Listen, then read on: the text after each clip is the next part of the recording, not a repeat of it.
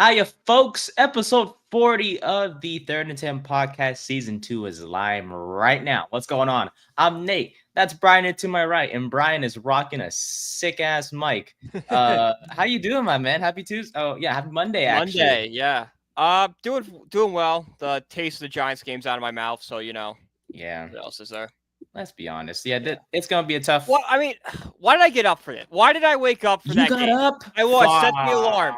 I might have had a little too much fun on Saturday night after I had to go to work Saturday night, got home around 11. I'm like, I'll have some, fun adult time. And then, I in my impairment, let's say, I Yeah. was like, I'm going to go watch the Giants game tomorrow. I'm going to watch the full Giants game. Let's go. Set the alarm, woke up, and immediately regretted the decision. Immediately. Yeah, I just did film study, and because it was going to be 6:30 my time. I worked the night before. Different. Yeah. It was just like I could have, but like, did I really want to? Let's be honest. So overall, it was a rough one for our boys, and we'll get right into that game as well. And actually right now, and later on we'll talk about week 10 of the NFL regular season, where the season's going by way too fast, and it sucks. It feels like yesterday, honestly. But at the end of the day, we're just enjoying it every single week. We're at least embracing the other teams that exist in this damn league. Yeah, I mean, I might just be a Lions fan for the rest of the year. It's such a fun team to watch.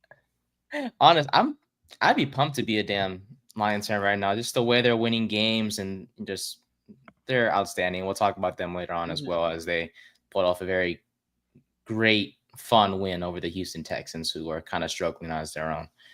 But God, I don't really want to talk about this game at all, because honestly, I feel numb. And I feel like that's like the definition, or that's how you can define a lot of Giants fans right now. It's just they feel numb. Yeah.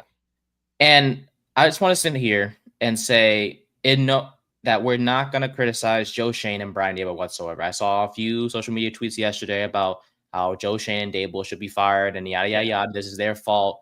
And this may be the worst Giants team we've seen in this recent memory, which, let's be honest, is true and false, because we tend to kind of lean towards recency bias. When we say, like, this is the worst team we've seen in years, it's like we tend to say, is it really years?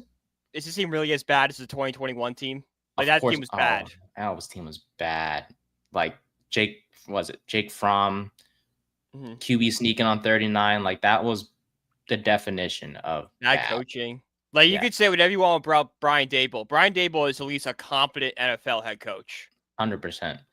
However, I do want to start with this, because I found a clip from today, because Daboll did an interview, his regular, weekly interview with the media and everything, and someone asked him, and this is a great question, about Giants ownership having a say in lineup decisions.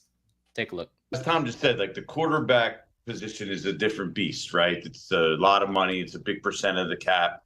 When you have something like that, is that something that ownership needs to sign off on if you decide to make a decision there and move on? Well, I think, again, I've said this before, Joe and I communicate with our ownership group on a daily basis, not just about the quarterback, but about every position. So there's good communication there. We'll do what we normally do. If there are any changes, regardless of the position, we'll always communicate. That position, it doesn't work any different like that. Like, I'm sure you have freedom to make, lineup changes regularly. Does that change with the quarterback position? Yeah, no, even when we make lineup changes, or there's things that come up, we're always in constant communication. Myself, Joe, and ownership. I think that's very important and healthy for the organization. So, as I mentioned before, I work also for the Corner Booth podcast, and Jared Clem is the host of that one. Shout out to Jared. He was the one who I brought up in recent episodes here about his story with the Maras and how they love Daniel Jones. See, Yeah. right there, right freaking there. That freaking clip made everything true.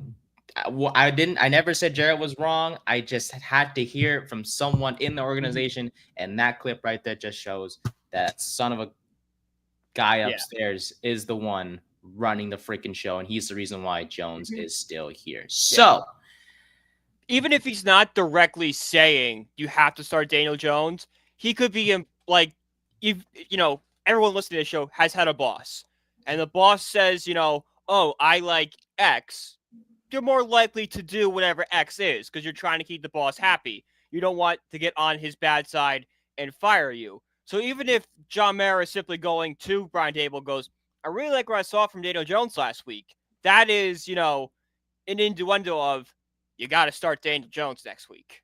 And that exact thing you just said was in my. I think we can both agree that is exactly how the conversation went that offseason when they re-signed Daniel Jones. It was like, you know, Mara was probably like, yeah, you know, Joe, he did lead us to the playoffs. Like, we got to pay him eventually. Like, he went 9-7-1 for us. He played well in that playoff game against Minnesota. Like, this is a guy we can build our franchise around.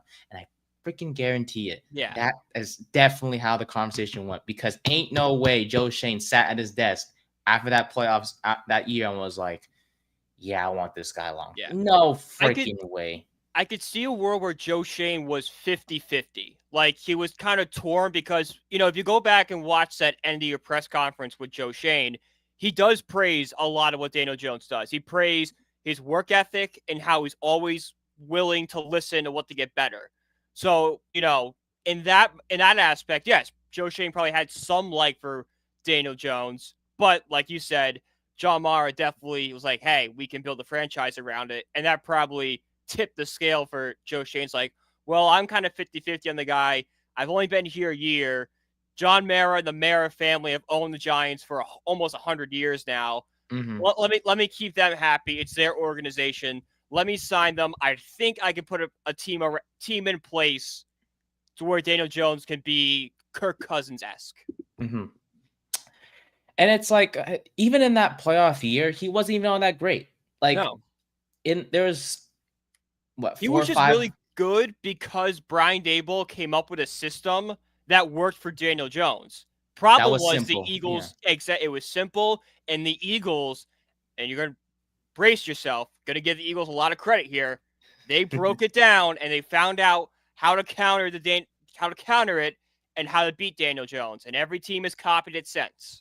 And let's be honest, like, that playoff run, it wasn't because of him. You talk about a defense that just shut things down when it mattered the most.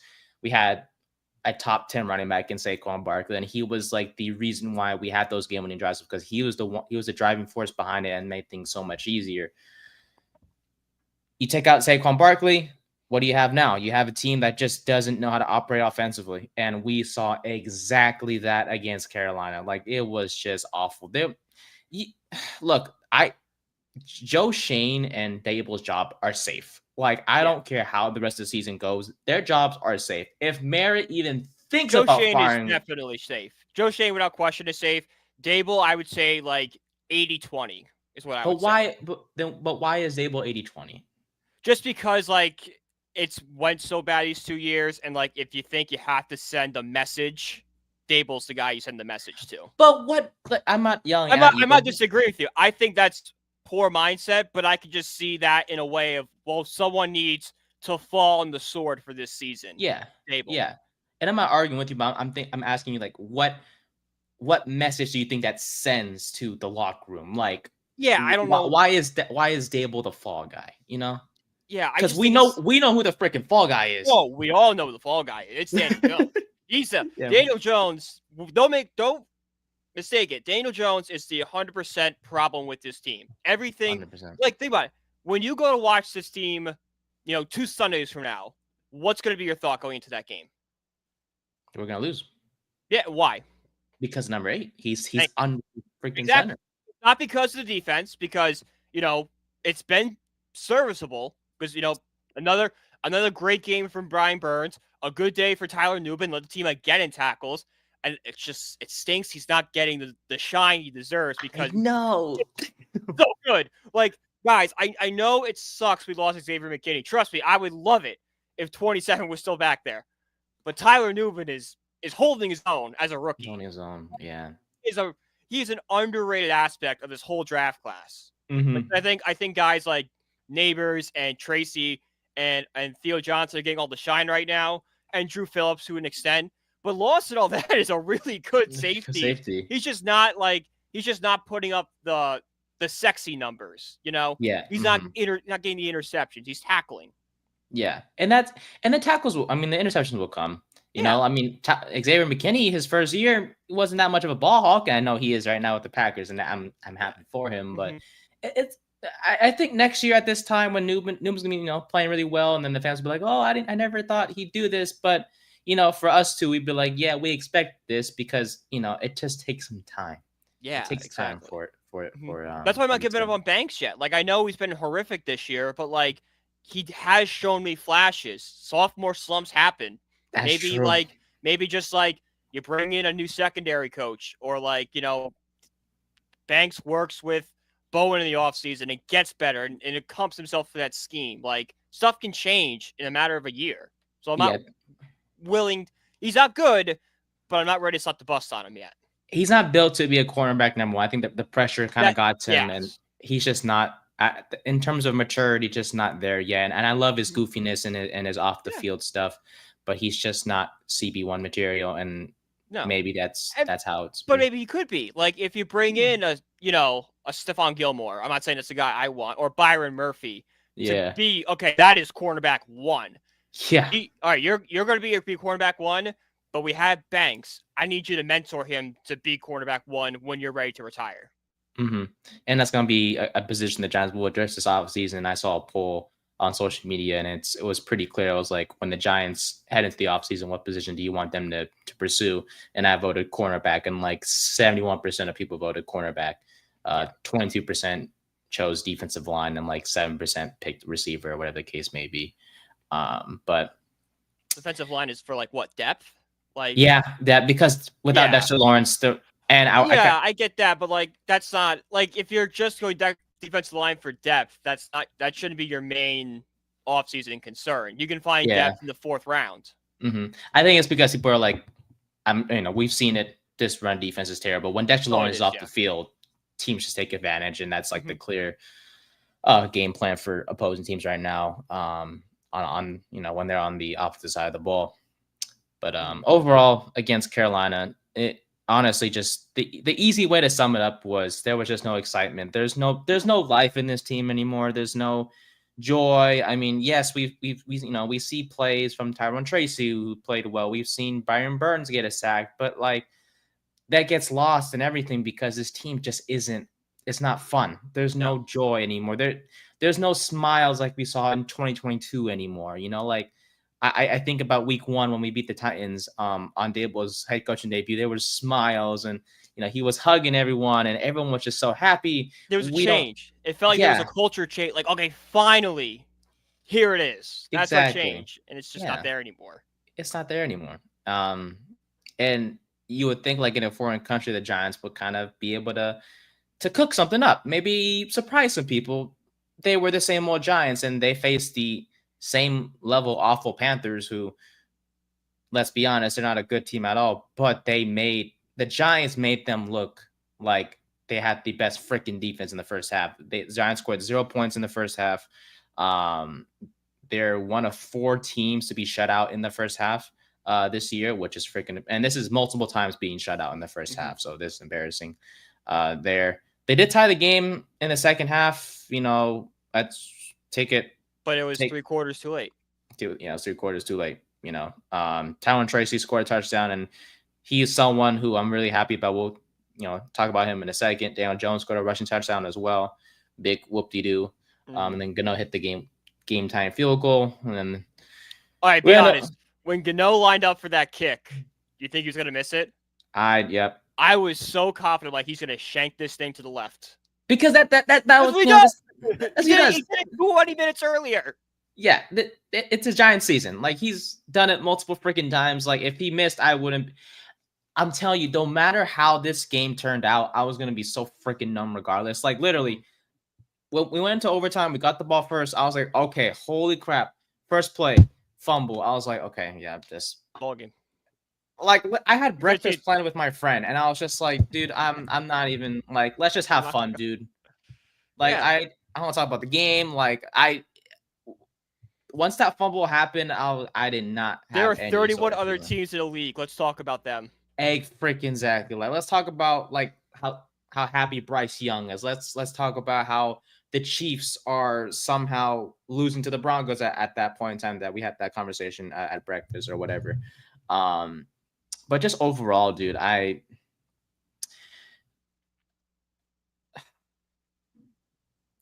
don't know. Like I don't know how you fix. Like is it? I just don't understand why number 8 is still there. Like I don't know why. So, I've been thinking about it. You've been thinking about this. I might know why.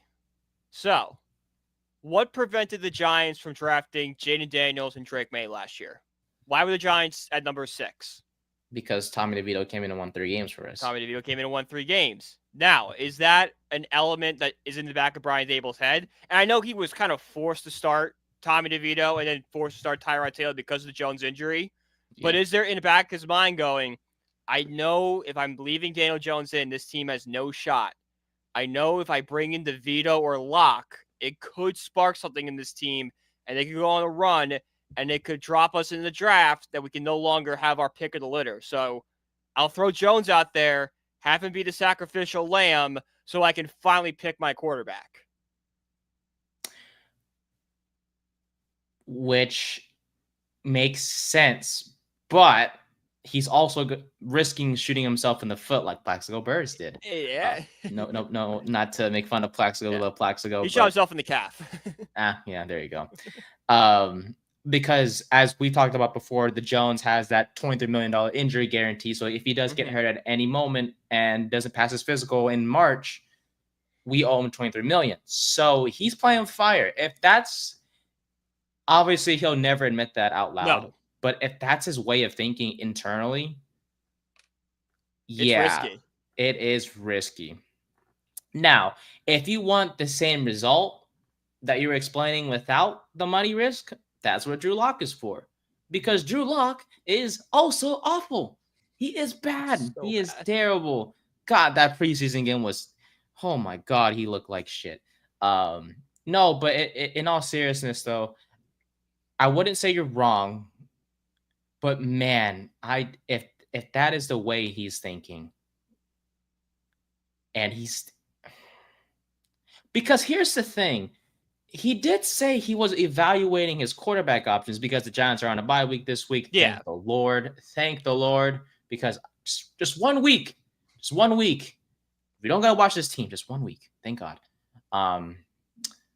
He said the quarterbacks are going to be evaluated. And he said it again today. So I don't know what that means. It could be anywhere from lip service to the fans, just kind of keep them happy. Or it could be like they are legit debating, should we start Drew Lock next week? Who do you want to start next week? Yeah. I mean, Tommy DeVito, he'd be the fun option. But he go on, yeah. He's fun, but do you really want to repeat it? You just describe it. Yeah, no, I don't want to repeat. But like, if you're asking, like the fan in me is like, I want to win every single weekend. When this team lose, it guts me. It ruins my Sunday. I don't want that. At the very least, I know Tommy DeVito gives me a chance to win, and even if we're not going to win, I'll be entertained by him. But like at the same time, that's probably not the smart move for the long-term future of the franchise. Because DeVito will, mess around and win 2 games, and all of a sudden, instead of picking 2, we're picking 7. It's like crap. Because it happened again. he costed us Daniels and May last year. He's gonna cost us freaking Sanders or Ward or whatever the case. Which, it's by Ward. the way, it's Ward. It's Ward or nothing. Okay, not Ward or nothing, because I wouldn't mind Sanders. I have the same concern with Sanders as I did for Caleb Williams. I don't know if he can handle New York. But he's a dog. He's a dog. Trust me. Caleb's he's a really soft good. mother fudger. He's a soft MF for Yeah. sure. But that's my issue with him. It's that. It's same thing with, I was doing, because you sent me, I did my list of my top 5 quarterbacks I want. Perfect. And I had Shedeur Sanders 1 at first. I had Shedeur Sanders at 1. And legit, as soon as I finished writing his name, I get an alert on my phone. And it's a video of Shedeur Sanders yelling at a Texas Tech ball boy. Like, you can't do that in New York. Yeah, but that ball boy was kind of a son of a. I completely agree with you. He was not innocent in that. Shedeur Sanders every right. It's a bad look, though. It's a bad look, and New York media will kill him if he did that on the field. And that's not the only thing he's done. He's done a bunch of other stuff going back this season.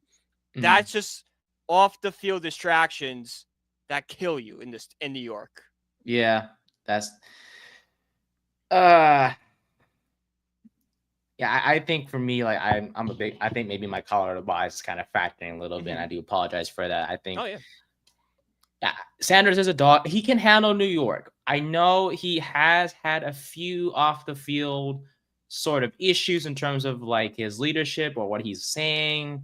Like, that one press conference against Nebraska after the Nebraska loss when he was like criticized the offensive line. And obviously they're on better terms now, but I'm sure, they had a talk, and that's what kind of, that next week after the O-line was part of that press conference and yada, yada.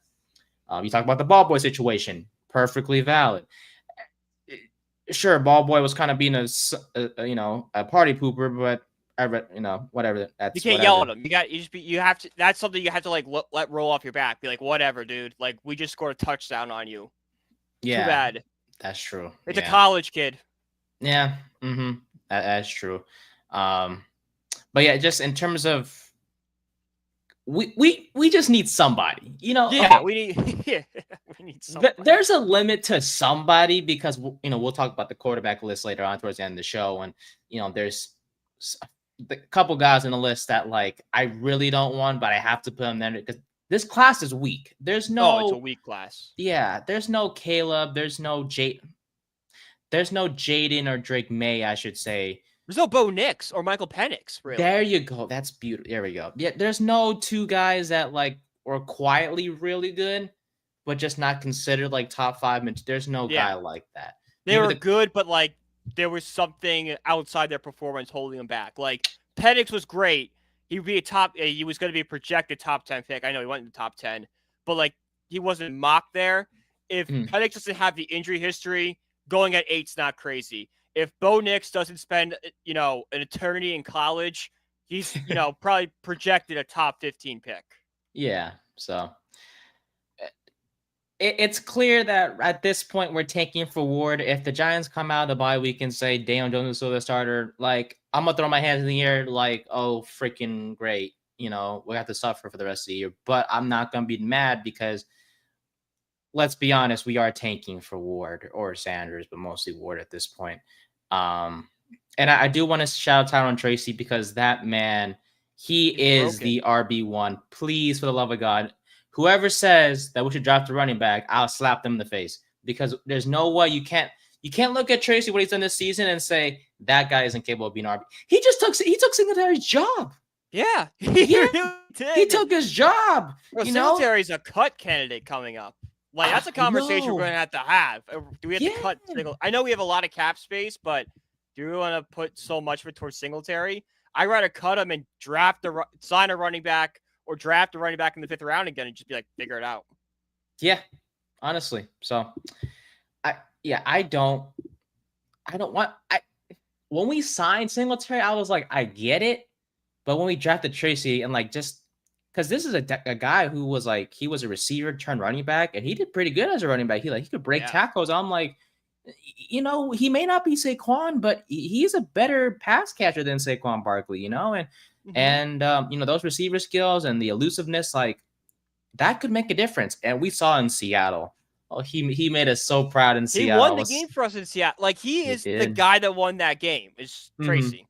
He was. I love him for it. And I will say, like, when he did fumble, I was kind of glad we lost because we're tanking obviously, but I couldn't help but notice like when he went to the sideline, he just sat down, put a towel over his head, started tearing up and crying, and I was like, damn, like of course these players want to win, but you can see the emotion that he cares and he knows it is his fault. And I hate the fact that fans are like, oh well, he fumbled. Yeah, but the man ran for 18 carries for 103 yards and a freaking touchdown. He's the reason why we were in this game in the first place. Thank you. Yes. Thank you. I was going to say the exact same thing is you can't get mad at Tracy because he's the guy that put us in overtime. And Malik Neighbor said it best. He was like, we're not in this game without Tyron Tracy. Like, he carried the ball well for us. I'm like, you damn freaking right he did because your quarterback wasn't doing fucking jack. The quarterback threw missed wide open guys, overthrew guys, and I know like the interceptions were like weird, but the defensive lineman's right in his face. Why is he throwing it off his helmet? And was it Tracy or Singletary on this? It was Tracy. Tracy's getting tackled and he throws him the ball. Yeah, like Jewel was right with Tracy stride for stride. And when it was a predetermined read, it was the same thing over. And it's the same thing with number 8, I swear. Honestly, from this point forward, we're going to address him by his jersey number. I don't think he deserves to be addressed by his name because that's how fucking crap he is. Okay, so number 8, when he threw the ball to Tracy, Jewel was right there stride for stride. He had Malik open as another read, but he just threw it to Tracy, and that got picked off easily. It was like the easiest interception of Jewel's career. Yeah, because he got up. It's like, wait a minute, I had the ball. How did I do that? I think I legit think he rolled over. It's like, oh my god, I got the ball. I did it. But I think the play that kind of pissed me off the most was the flea flicker.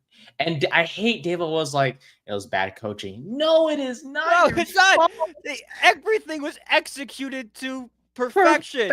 Why did he pump fake? Yeah, he had Wandale. He had Neighbors, and Wandale's jumping up and down so frustrated after the play. And I'm like, me too, man. Like, he's right.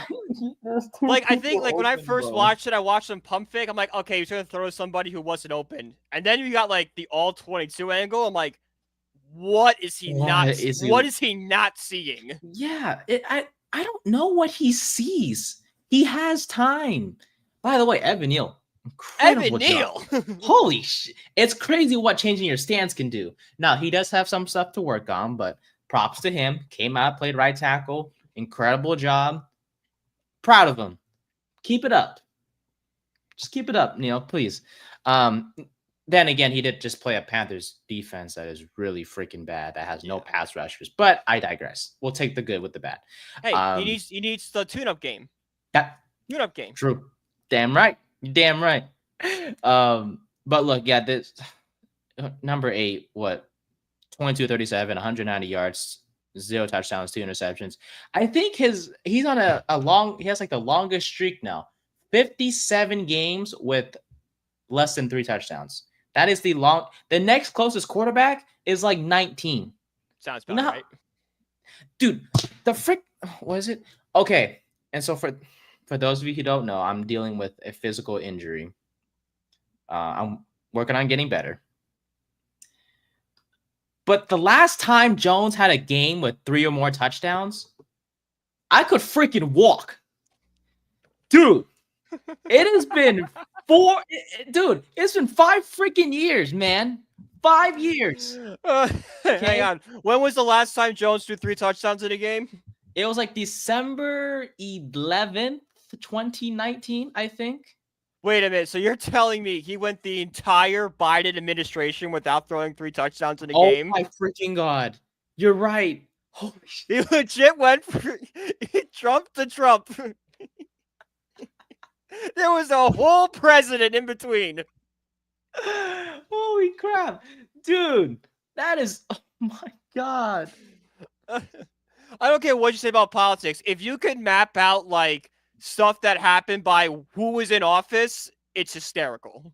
Oh my dude, he's so bad, bro. He's so bad. It's you have to laugh at this point because it's just like how are you still A, how did I ever defend you? And B, how are you a starter for 6 years? it's like you can't like at this point. I'm not even mad. I'm just like I don't expect anything. I don't expect anything better from you. Like you just see the same guy week after week. And I don't know, man. If anything, I get more angry at the people that are trying to defend Daniel Jones than number 8 than number 8 himself. I'm just like, yeah, he sucks. But I'm like, how are people still sitting there like it's the coaching problem? Bro, it's been 6 years. He's had 3 coaches. He needs more weapons. What? He's got Malik Neighbors, Tracy, and Wan'Dale Robinson. You think Drake May in New England? I think he'd shoot somebody to have any one of those guys. Oh, my God. And by the way, Drake May is putting up better numbers with worth receivers than Daniel Jones is. Ooh, man. I know, huh? Imagine playing with DeMario Douglas, Keyshawn Boutte. Who was that rookie? Oh, my God. Polk. And he's still putting up numbers, bro. I will say right now, I apologize for everything bad I said about Drake May. I was wrong. He's a good quarterback. he put up 19 points. He put up more than freaking Jones has. Jones can't even put up 19 points. I mean, oh my God. You honestly at this point you could give number 8 like Justin Jefferson, Tyreek Hill, freaking Jamar Chase in the slot, and he'd still put up just 17 points. Man, that's how bad. You can't hit them wide open to be standing there like this, and he'd still be like, pump fake. Yeah, pump fake. I'm gonna run out. Okay, cool. We got 5 yards, but Tyreek Hill was 55 yards downfield wide open. He's just so bad, dude. At this rate, like honestly, like I expect the show to be like just fun and like whatever. Because there's just no joy. There's no. Where else are we gonna find joy? Not in this season. Like at this point, we're just waiting till next year, literally. So yeah. Quick note defensively, we were awful as well. We couldn't stop the run. Chuba Hubbard was incredible. Oh my God. Way to show you earned the 4-year extension, buddy. Jeez. Yeah, go off against the Giants run defense that is now we're the 4th worst team rushing in terms of run. Yeah, we're terrible. And I think that just goes to show I see why kind of people want us to pursue defensive line in the offseason. Do something with it. Definitely. But just don't go too far. Don't go overpay for a D lineman maybe. Don't make it your move of the offseason to get a defensive lineman because that's not the concern, right? Like it's a concern, but there's bigger issues on the roster to deal with before we get there. Exactly. So I think overall, just to sum up this Giants point, I want to get into week 10 and also our quarterback rankings and also kind of give our predictions for tonight's game. We are recording this on a Monday, which is really weird, but who cares? We'll get back to conflicts, guys. Scheduling conflicts, baby. Life happens, y'all. Life happens. But as mentioned before, we're just numb. I think me and Brian it's clear we're numb. When Tracy fumbled, like I said, no emotion. When the field goal by Pinheiro went through, still numb. When I was doing research for our show today, still numb. Like this team has just sucked the life of football, like the love of football out of me. And that's not to say I'm not going to enjoy watching, the rest of the season, whether it's the Giants or the other 31 teams. Because I will say I'm really happy for Bryce Young. I really am. When he won his first game, and he's a happy guy. Like I'm happy for him that he won this game. Like seriously, if anyone deserved to kind of get themselves out of the gutter, it was him, because he went through so much, being benched and everything, to being criticized when really it's not his fault. He stepped up, and it helps that Chuba Hubbard's kind of taking the load off of him as well. But Young is playing well enough that this team is winning games, and that's all that matters in this league. So, and he's buying himself a future. Like, we kind of thought his career was over after he was bench. There's now, maybe it might not still be with Carolina, but a team is going to take a shot at him in this offseason. 100%. So, I'm going to enjoy the rest of the season and everything, but this team has definitely, if I'd be lying if I said they didn't, just take away my love for the game a little bit this year, just because of the way they're playing. There's no joy, and I want to see our guys win, and it's just hard to do that when there's just technically two people that are just ruining everything, and that's number 8 and the owner upstairs. Not that I'm asking him to sell the freaking team, because this isn't John Fisher worthy, but right, yeah. That's a different situation. I don't like John Mara, but that's offensive to John Mara. Yeah, let's not go there. I will say, John Mara is on the Giants correct. From a public relations standpoint, the Giants are run correctly that way. Mm-hmm. It's just Mara needs to kind of not line up decision. Yeah, just let the football people do that. Exactly. Don't turn to Jerry Jones. Just because Jerry Jones is doing it doesn't mean you're capable of doing it. Just because your dad did it. Well, your dad did it in 1950. You know what else was popular in the 50s? Polio. That's dark, man. True. That's dark. Not saying you're wrong. Oh my God. But yeah, look, at the end of the day, Mara needs to just chill. Let Shane. That's why you hired him. This isn't Gettleman. This isn't Joe Judge. This is Jerry Reese. He was a GOAT back in the day, just not towards the end of his. Yeah, he kind of fell off towards the end there. Yeah, Eli Apple. I think it's like pre-Eli Apple, post-Eli Apples, where you can see the fall of Jerry Reese. Damn right. Yeah. So, yeah, we'll see how this organization what they do as we approach the bye week now. But thank God we have a bye week though. Seriously, I think we need it. All of us need a reset for this Giants team. But I want to shift towards week 10 now. Just give our quick takeaways from the week.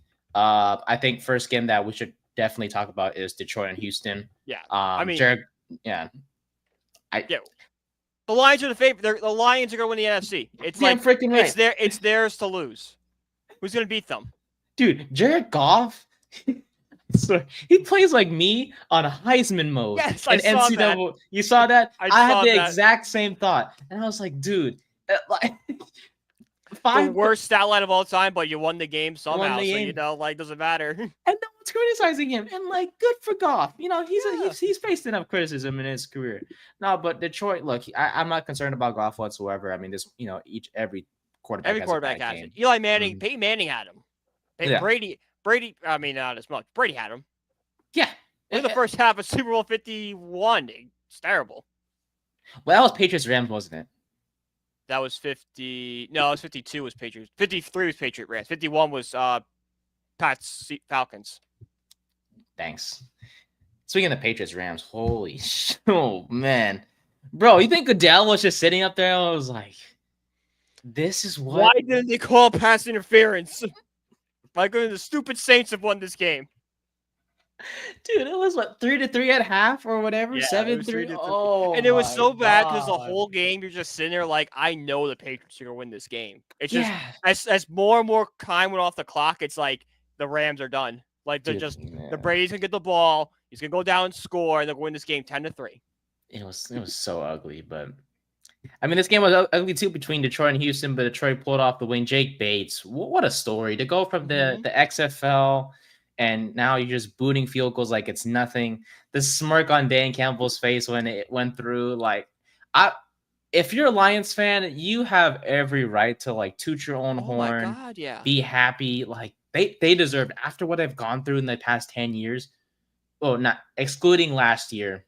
The last 50.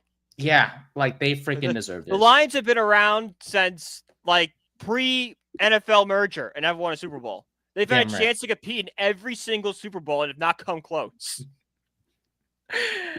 And also just this team, they're built to win. I mean, for them to be down the way they were and they came all the way back to win, it is incredible to watch. And offensively, they have weapons. The running game is outstanding with Gibbs and Montgomery. Amon-Ra St. Brown has been an incredible wide receiver number one, and Jameson Williams and friends have stepped up as well to beat that supporting cast. I mean, if to be a Detroit Lion in that organization, from the front office to the custodians, as funny as that sounds, it's great to be part of that organization and that franchise as a whole. And just props to them for turning around. Now for Houston, I think it is a bit concerning. They scored 0 points in the second half. I believe since heading into this game, they averaged 9.1 points in the second half.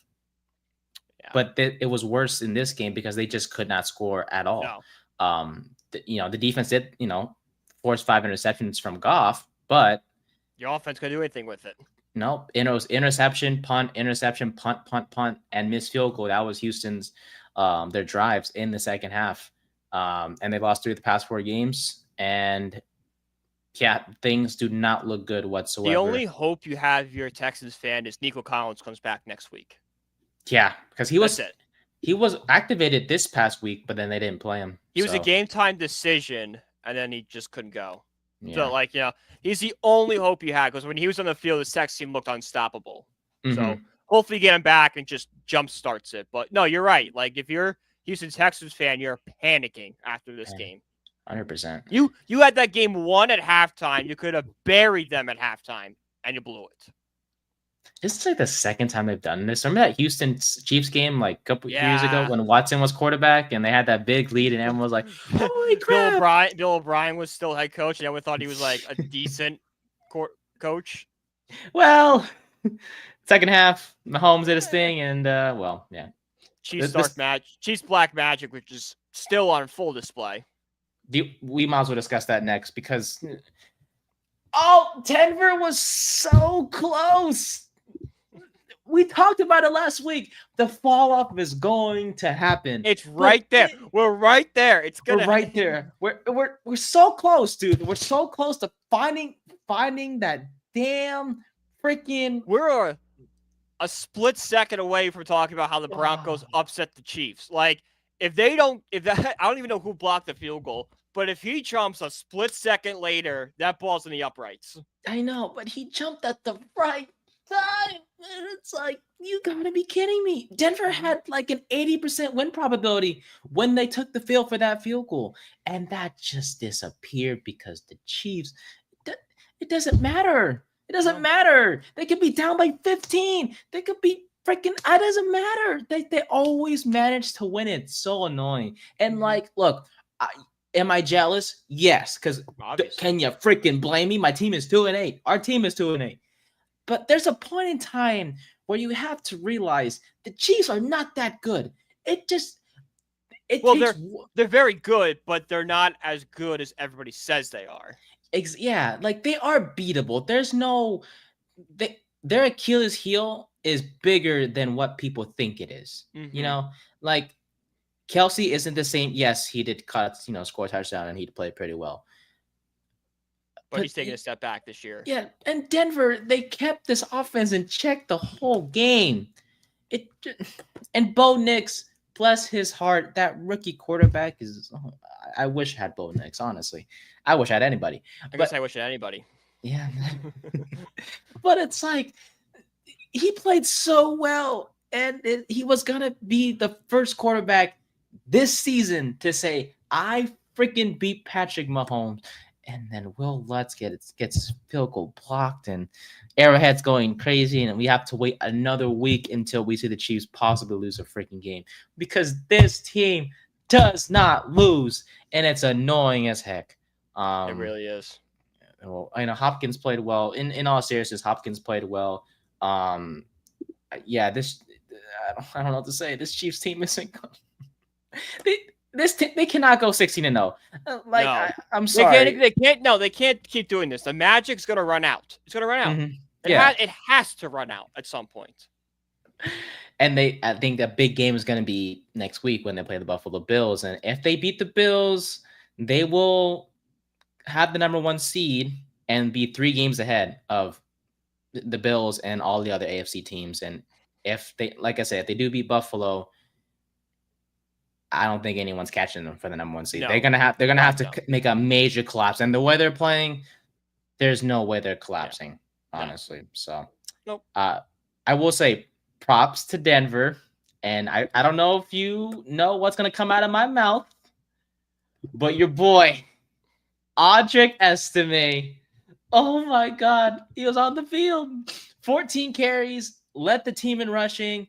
He was mostly a guy. North and south, not much east and west, but that was pretty obvious, right? And you know more than I do. Coming out of Notre Dame, he was mostly like a running back that was. He was a power back. That was going to be his transition to the NFL, was just a bruiser. Yeah, like he has the power to just break tackles. He's quick to find the hole and just start through it. It sucks for me because I do have Javonte Williams on my fantasy team, but I will say nothing I love more. We wanted Estime. We did. Pre-draft. We did. Not complaining about Tracy, but thank God we got Tracy, because I don't know if Estime would make the immediate impact Tracy's made, but he would still. I think Estime, this is the start of a serviceable NFL career. At worst. Yeah, Javonte was bad. On that 1 carry for 1 yard. I'm not sure why. McLaughlin went 2 carries for 12 yards, but Estime came out and put on a show. So hopefully this is more consistent from him, and we'll see more of him on the field. It'll be nice for both of us. I think Sean Payne's going to start giving him more touches here. As he should. He's a young back, and he's a bruiser. He can handle his own. And the Chiefs, just like the short down situations, like the play just be give Estime a ball and figure it out. Damn right. So let's see another game. Is there any game that you want to cover in particular for this one, or for that's what I can think of. I mean, the Cardinals are going to win the NFC West. I think they're really good. I mean, I know the Jets suck, but like they are a good team, and the West is so wide open. Like San Francisco's not as good as they used to be. The Rams are not as good as everyone thinks they are. The Seahawks have kind of imploded. In my opinion, it's the Cardinals to lose right now. Yeah, they're 6-4. They've won 4 straight, 5 of the past 6. They play the Seahawks, Vikings, and Seahawks after their bye week this upcoming week. Kyler Murray he's playing pretty well. He's bucking the trend. I mean, I don't know. Call of Duty's not out yet, but he's doing well. It's when Call of Duty comes out is when the fear is going to come in for Cardinals fans. It'll be a different story than when that. But for the Jets, so how about them? Do you feel like they're done? I mean, oh my God, they're so done. And it sucks, dude, because the average fan thought that Davante Adams would change everything for the Jets, when if you go into it more, it's so much deeper. Like there's just major issues in that Jets organization. Yeah, it's issues that's plagued them for years. For years. It's, it was put all your eggs in the Rodgers basket. Rodgers doesn't work out. And it'll be what if history, what if Rodgers doesn't tear his Achilles that first play? Because I think that just set everything off. 1 pass Rodgers completed that traveled at least 10 air yards. Yeah. Think about that. Davante Adams and Garrett Wilson, the Cardinals had the 8th worst pass defense, and he only completed 1 pass over 10 yards. It's bad. It's bad. What it is? It's a washed quarterback is all it is. He's washed. Washed. I'm sorry, Jets fans. He's going to retire, and you're going to have to figure it out. And you hate to say it. Hate to say it. Because like what joy do we get out of the Jets losing? The Jets have been bad forever. Like, it's not like, Mets and Yankees, where there's a rivalry. It's not Rangers, Islanders. There's no rivalry. There's a rivalry because but it's a sibling rivalry. It's like, it's their little brother. And this wasn't supposed to happen for the Jets. This was not supposed to happen. Last year was like a freak injury. You expect him to come back this year and, put on a show, but he just hasn't done that. And you can blame the offensive line. The defense was non-existent against the Cardinals. I mean, you have Sauce Gardner and Hassan Reddick, and both of those guys were just absolutely non-existent, even part of the picture. The setback Sauce Gardner is taking this year needs to be studied. Holy crap. Like, he is not. He went from the next Darrelle Revis to, is this guy on the field? Yeah. So a couple more games I want to get your thoughts on real quick. Do you find more joy in Philly losing or Dallas? Is it both? Philly? Okay. Yeah. Well, unfortunately, that was not the case on Sunday because the Cowboys. Holy dude. That's another organization that's got issues. Because even before Dak Prescott went down, people are like, this Cowboys team is not good. And then you took out Prescott, who, I don't want to say he's had a horrible season, but he's not living up to the big contract he was given. And then to see Cooper Rush and then Trey Lance go out there, you're in dire situations. And, there's a 425 game on a certain U.S. holiday that's going to be really, really bad. So we should just apologize now to all Americans. You had to suffer through that. Enjoy your Thanksgiving, but don't watch us, pretty much. Which is actually perfect on a 425. That's when you eat. You eat during the Giants-Cowboys game. Focus on eating, enjoying the family time type exactly. thing. You watch the Bears-Lions game, you take the break, and you come back for the Sunday night game. You just pretend the 4 o'clock game didn't happen. Yeah. Put some Charlie Brown on or something. Yeah. Charlie Brown Thanksgiving. With the Snoopy and the jelly beans. Yeah, put that on. Hell yeah. I love that. You don't watch the Giants game. For your sake And for our Don't sake, ruin your holiday. I've had the Giants ruin Exactly. Thanksgiving before. They're not doing it again to me. matter of fact, prepare yourself. When the Giants play on Christmas, put like a Christmas movie. We play on Christmas, right? Yes, we do. We do. I think I swear it's Not Eagles, again. Giants, We can't play on Christmas again. I swear I think we play on Christmas. Oh, thank God. Okay, I was thinking last year. I was gonna say, like, we played on Christmas last year against the Eagles, and they ruined Christmas too. I swear we play on Christmas. Last year, Not this maybe year. Christmas Eve. Do we play Christmas Eve? Maybe. Oh no, the 22nd is okay. So we don't play on Christmas. We play on the 22nd, which is against the Falcons. Well, it's gonna be an L anyways, but still.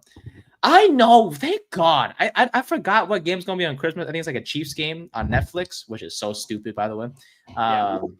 But at least it's entertaining. It's the Yeah. Chiefs. Yeah, I can see Kelsey score a touchdown on Christmas in the snow if it's gonna snow or whatever. Yeah, we could get stupid pictures of him and Taylor after with the mistletoe and all that crap. Like, have fun with that. It's so. Did you hear about that Christmas holiday movie that's gonna be on Hallmark based on the Chiefs? No. Oh God, what is that on the next episode of the I Third will. Exam I will podcast? look. I will look that up. Yeah, it's so. That stupid. sounds horrific. It's what's crazy? It's based on the Chiefs. Takes place in Arrowhead.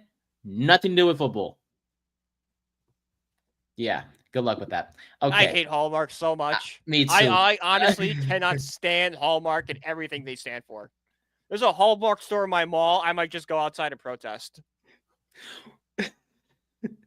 Stop making crap movies. They get the most irrelevant actors and You ever seen the guy on TikTok? I don't know. There's a guy and a girl that do it, and it's like if a rational person was in a Hallmark movie, it's like, no, I'm not getting back together with you. We just met. It's like the one rat. It's like you want me to take on the businessman to save your cupcake business? He's got like a team of lawyers. I don't know how to run a business. I'm not doing that. Like, it's just so funny. It's like, yeah, it's just a rational thought. I'll do anything for you, my love. We just met. I know, but our future is so bright. What? Why is it Christmas? It's August 25th. Oh my goodness! But no, thank God we don't. Thank God we don't play on Christmas. But overall, the Cowboys are a mess. The Eagles, yeah, they forced 5 turnovers, and you would think this win kind of makes them true contenders.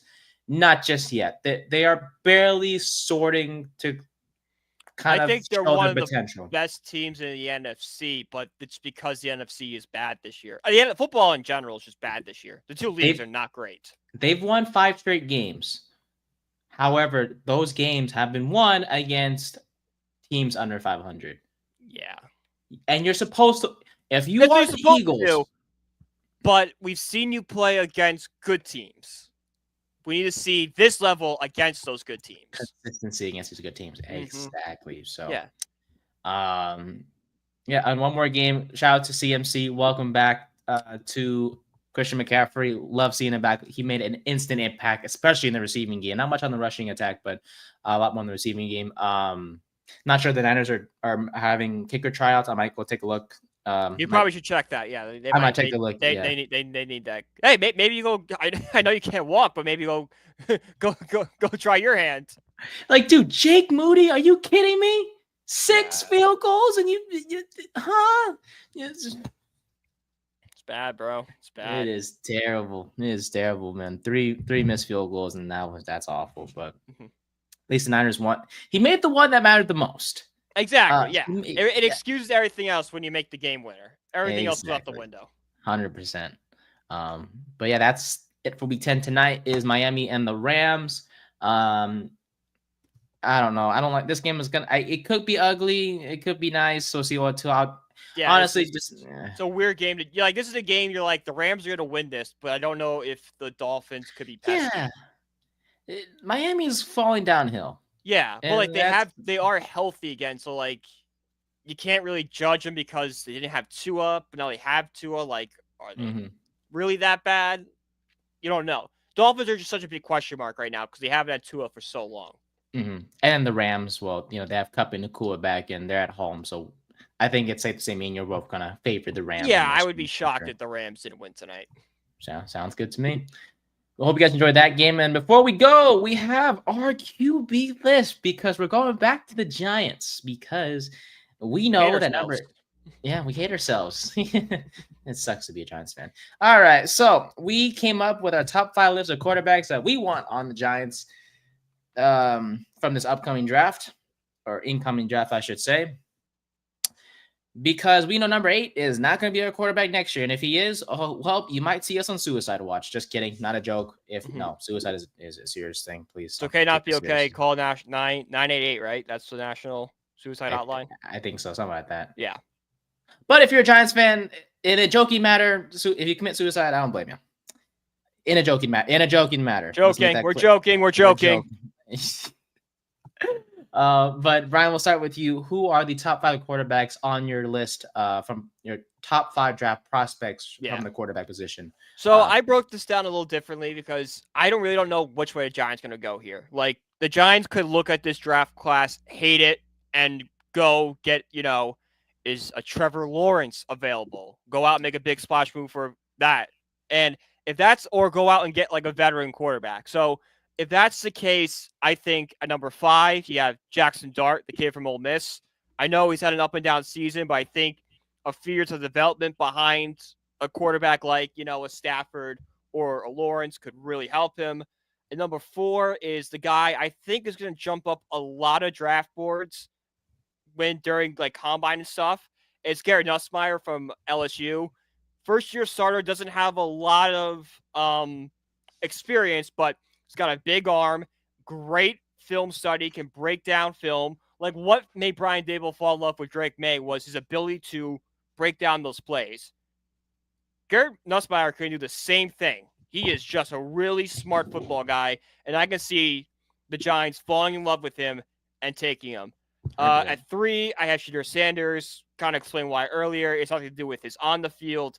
It's off the field. Number 2, I have Quinn Ewers. Just something about him screams Giants quarterback. I don't know what it is, but it just seems like a guy the Giants could go after. And then number 1, it's Cam Ward. He's the best fit. He's the best player, best quarterback in college right now. If the Giants are in a position, he has to be the guy they take. I'm surprised. No Jalen Milroe. No, I'm not a big Jalen Milroe guy. I'm really not. Okay. Interesting. I'll give you thoughts on that after. So for me, I have Nussmeier at 5. I saw what he did against Bama, and he's going to be a good quarterback in the NFL. I think he is, but the mistakes kind of bothered me this season. To be fair, he also has Brian Kelly as his head coach. Brian Kelly cannot coach in a big game. He can't beat Bama. All right? You know how I know that? Because he played. Look at the 2 games he coached against Notre Dame. It was the exact same score. Fair enough. So I take what happened in the Bama game with a grain of salt. Fair enough. Number 4, Jackson Dart. He's quietly having a good season for Ole Miss. I know they're not a top. They're not gonna be a playoff team per se, but they're doing pretty good over there. And it's not his fault. I mean, he has some solid weapons there, but his arm talent, I think, will translate to the NFL. And he's doing an incredible job. He needs to sit for a year, though. He's a guy that you can't come in and start. He's got to sit and learn. You can't throw him to the fire. If you throw him to the fire, it's going to end bad for him. And it's going to be a whole Bryce Young situation. That's why he's like perfect. Like if you bring in Stafford, you bring in Dart with them, and you're like, all right, Stafford's going to mentor Dart, and we'll go from there. There you go. So we'll see with that one. Number 3, I have Jalen Milroe. I love his scrum. He's like Jalen Hurts to me. He's okay. I'm not sure if the right word is athletic, but I'll just say it anyway, just for the sake of time. He's more athletic Jalen Hurts per se. He has the capability to make plays with his legs. His arm is inconsistent, but I think he just needs coaching. He's a guy as well. I would love for him to sit and just learn behind someone and then take the reins that next year. Now, who the Giants will have starting, it could be Stafford. I don't know, but he's someone that I don't mind drafting because he has the talent. And if he is going to be thrown to the fire, let's see him develop. Let's see him grow. I wouldn't mind seeing Milroe on this team in any way, shape, or form, and whatnot. So number 2, Shedeur Sanders. I love Sanders. I really do. Like his arm is good. His leadership is questionable because of his actions this year, but there's no doubt in my mind he is more than capable of being a starting quarterback in this league. Top 5 pick, 100%. If he goes farther than that, that's a big concern. Either it's something happened with the pre-draft process, or the teams that are picking in the set top 5 don't need a quarterback. We shall see. And then number 1 is Cam Ward. I mean, this guy is the most nonchalant freaking quarterback. I know he just lost to Georgia Tech. I get that. That's not on him though. Look at his stats. Look at how he played. Miami's been doing that all year. It's Cam Ward to the comeback all season. Mm-hmm. All right, Miami's 9-0, but they're kind of like the Chiefs, where they were playing with fire all year. Yeah, their defense is not that good. No. They are terrible. And they're letting Cam Ward down. And Mario Cristobal, I know he's faced a lot of criticism in his coaching career, especially recently. But it's tough. Like defensively, they're just not built, and they are going to make the College Football Playoff. As you know, if everything, if the chips fall where they may, to win the ACC. Which basically they have to win out because it's lost by against Georgia Tech. The pressure is now on to just win out the rest of the season. So, but it's no doubt Ward is the best quarterback in this class. We'll see what the Giants front office thinks of these quarterbacks. We saw a glimpse of where, not to say it's a sign that they're leaning towards him, but we did see assistant GM Brandon Brown and part of that Giant staff in Colorado to talk with the Buffaloes. Mm-hmm. And who would the Buffaloes have? Shadir Sanders and Travis Hunter. Mm-hmm. I really wish we had a quarterback, because if we had a quarterback, right? It's Travis Hunter all day. Like if we drafted, could you imagine if we drafted Jaden Daniels and then we're gonna pair him with Travis Hunter? Oh my God. The dreams. Man, I wish.